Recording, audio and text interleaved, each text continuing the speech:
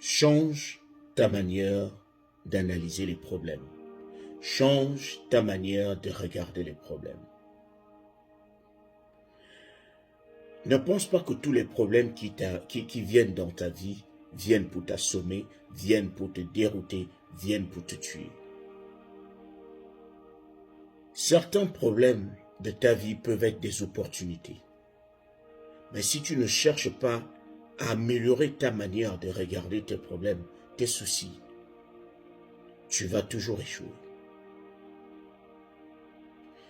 Dieu, lorsqu'il décide de te bénir, il te montre ta destinée. Il te montre ta destination. Il dit, voilà là où je veux que tu sois. Plus tard. Mais il ne te dit pas ce par quoi tu dois passer pour arriver à destination. C'est parce qu'il sait très bien que s'il se permet de te montrer toutes les étapes par lesquelles tu es censé passer pour arriver au succès, tu vas te décourager. Tu vas abandonner. Tu vas te dire que c'est trop. Tu vas te dire que tu ne peux pas. C'est pour cela que Dieu nous permet toujours de foncer. Il ouvre la porte, mais il ne te dit pas ce qu'il y a derrière la porte. Il veut que tu fonces, que tu sois prêt à affronter tous les problèmes. Change ta manière de regarder les problèmes.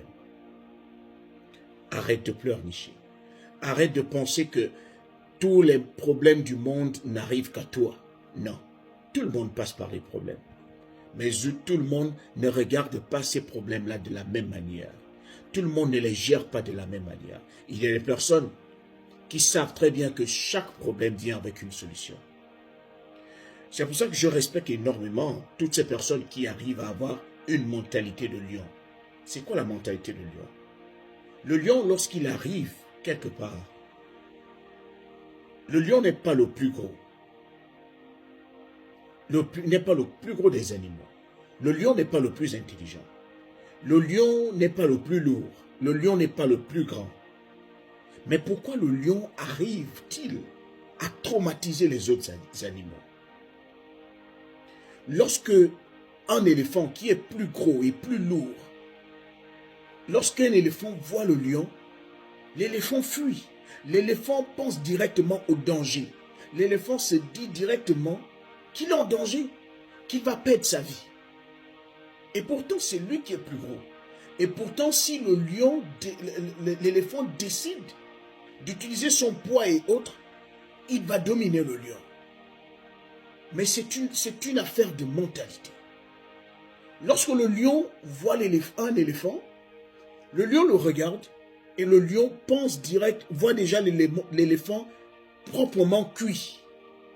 Parce que pour lui, l'éléphant veut dire rôti.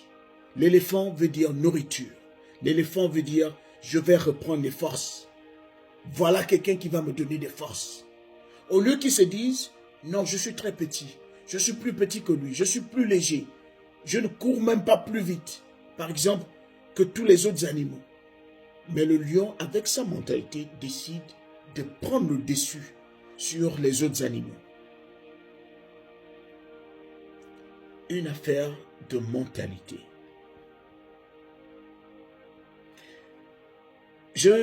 Lorsque j'étais jeune et lorsque je fréquentais, je m'en sortais déjà en anglais dans mes basses classes. Et je me rappelle que mes camarades de classe aimaient m'appeler américain, parce que généralement, lorsque vous parlez un peu anglais, on vous attribue des noms. On vous appelle américain, on vous appelle anglais.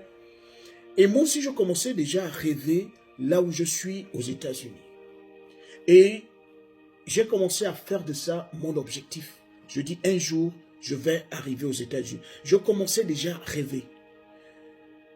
Et pour moi, je savais que j'allais vivre aux États-Unis. Mais par comment je devais passer, je ne pouvais pas le dire. Donc pour moi, Dieu m'avait déjà montré que un jour, je vais vivre aux États-Unis. Mais si Dieu m'avait montré, si Dieu m'avait dit que pour vivre aux États-Unis, il va falloir te marier avec une Américaine et ton mariage va durer 1 mois. Voilà les difficultés par lesquelles tu vas passer. Je suis sûr que je n'aurais pas eu le courage de venir. Parce que je me serais dit non, je vais aller me marier, et mon mariage va durer 1 mois, je ne peux pas prendre ce risque-là. Donc, vous n'avez besoin que de votre destination. Il suffit qu'on vous donne l'adresse finale. Peu importe les difficultés par lesquelles vous allez passer, il faudrait que vous arriviez à atteindre votre objectif, la destination finale. Lorsque Dieu vous donne la destination, il dit, voilà là où je veux que tu ailles. Fonce. Ne te dis pas que ça va être facile, ça ne pourra jamais être facile. Parce que pour réussir, il faut passer par des difficultés.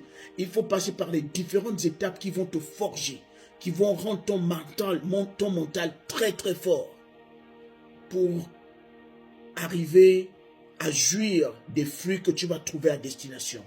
Ce n'est même pas n'importe qui arrive à aller jusqu'à destination.